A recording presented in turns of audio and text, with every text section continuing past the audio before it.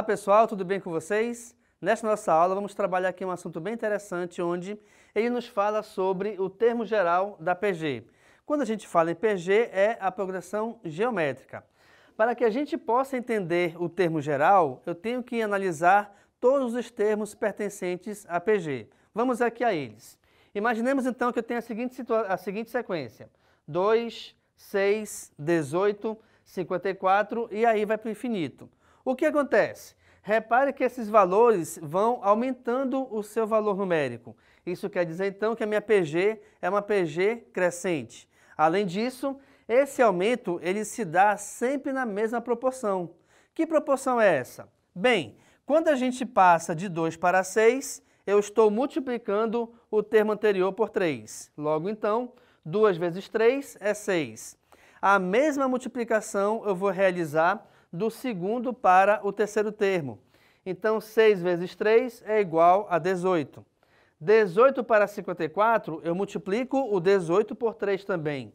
Então, a gente consegue reparar aqui o seguinte, que esse aumento ele depende sempre da multiplicação por 3.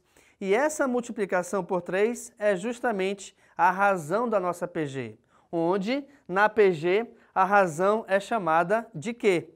Então, aqui nesse caso, o nosso Q é igual a 3. Reparem que nós temos, nessa sequência, ela finalizando com as reticências, ou seja, finalizando com os 3 pontos. O que acontece aqui nesse caso? Então, nesse exemplo, quer dizer que nós temos uma PG infinita. Eu posso ter também a mesma razão numa PG infinita com toda certeza, tá? Só que na PG finita, logicamente, por ser finita, a gente sabe onde ela começa e onde ela termina. A fórmula que define, na verdade, o termo geral da PG, calma lá, mas o que é o termo geral? O termo geral é o ato de você conseguir determinar qualquer termo dentro da PG em ordem. Por exemplo, eu tenho uma PG infinita, mas eu quero saber dessa PG quem é o 28º termo. Como é que a gente faz isso? Utilizando a fórmula do termo geral. Então, a fórmula diz o seguinte, que a n é igual a A1 vezes a razão elevada a n menos 1. Atenção, pessoal, vamos reparar algo bem importante aqui. Esse n que é do AN é o mesmo n que pertence aqui à razão. Então, quer dizer, por exemplo, que esse AN é justamente o termo que a gente quer procurar. Como assim? Se de uma PG qualquer eu quero determinar quem é o seu 15º termo, aqui então eu quero descobrir quem é o A15. E devido ao fato de esse n ser igual a 15, automaticamente esse n pertencente à razão também será igual a 15. Então vamos lá. O n é o número do termo na sequência, ou seja, é a ordem desse termo. Se eu quero descobrir, se eu quero determinar quem é o terceiro, o 8º, 10º, 20º, 100º, não interessa a ordem dele, mas a ordem que você quer achar ou o termo que você quer procurar e determinar é justamente o valor referente à letra N. O A1 é o termo inicial, ou seja, é o primeiro termo da PG. E o Q é a razão, tá bom? Atenção, como é que a gente consegue também determinar, de repente, a razão tendo uma sequência de PG qualquer? Basta você pegar um termo e dividi-lo pelo termo anterior. Então aqui, ó, como é que eu sei que a razão é 3? Porque 6 dividido por 2 é 3. Ou ainda, 18 dividido por 6 também é 3. Ou, se você preferir, 54 dividido por 18 também é 3, tá?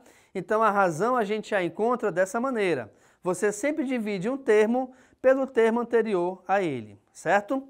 Vamos verificar aqui então um exemplo de aplicação de como a gente pode utilizar essa fórmula do termo geral para resolvermos qualquer situação que seja. Então vejamos. Qual é o 10º termo da PG? 1, 3, 9, 27 e assim seguindo. Bem, dessa PG aqui então, dessa sequência que representa uma PG na verdade, eu consigo identificar algumas coisas. Primeira delas é que o primeiro termo é igual a 1. Segunda delas é a nossa razão, onde essa razão ela vale 3. Por que vale 3? Vamos lá. porque 3 dividido por 1 é 3, 9 dividido por 3 é 3, ou 27 dividido por 9 é 3. E aí você pode pensar o seguinte, ok, mas se de repente eu tiver um valor onde a divisão desse valor pelo anterior não for igual a 3. Por exemplo, vamos supor que eu tivesse aqui 1, 3, 9, 28. Opa! 3 dividido por 1 é 3, 9 por 3 é 3, 28 por 9 não é 3. Bem, já que 28 dividido por 9 não é 3, o que acontece? Acontece que essa sequência ela não representa uma PG. Ela não representando uma PG, a gente não pode utilizar, então, o termo geral da PG para resolver alguma questão com essa sequência, tá? Então, é importante que você sempre repare isso. E outro detalhe também bem legal é o seguinte, devido ao fato de essa PG aqui ela ser infinita, ou seja, ela termina aqui com as reticências, isso quer dizer que a razão ela vai sempre seguindo com os próximos números, embora não estejamos aqui vendo eles. Então quer dizer que após o 27 seria um número que é a multiplicação de 27 por 3. Depois é vezes 3, vezes 3. Então a razão ela vai sempre repetindo devido justamente à existência das reticências aqui, certo? Mas vamos lá para a questão, voltar aqui. Qual é o 10º termo da PG 13927? Então aqui nós temos apenas 4 termos visíveis. Tá? Então, eu tenho o primeiro, o segundo, o terceiro, o quarto. Eu quero saber quem é o 10º. Então, vamos lá. Se eu quero saber quem é o 10º termo, eu vou utilizar a fórmula do termo geral, onde nós temos que a n é igual a A1 vezes Q elevado a n menos 1. De acordo com a questão, se eu quero determinar quem é o 10º termo, então eu vou achar aqui o A10. E aí, o primeiro termo é o número 1, que é justamente o termo inicial dessa sequência, que é uma PG, vezes a razão que equivale a 3 elevado a 10 menos 1. Por que eu estou elevando a 10 menos 1? Porque esse 10 é justamente o 10º termo que a gente quer achar. E por que subtrai de 1? Porque essa subtração de 1 ela vem aqui da fórmula do termo geral, tá bom?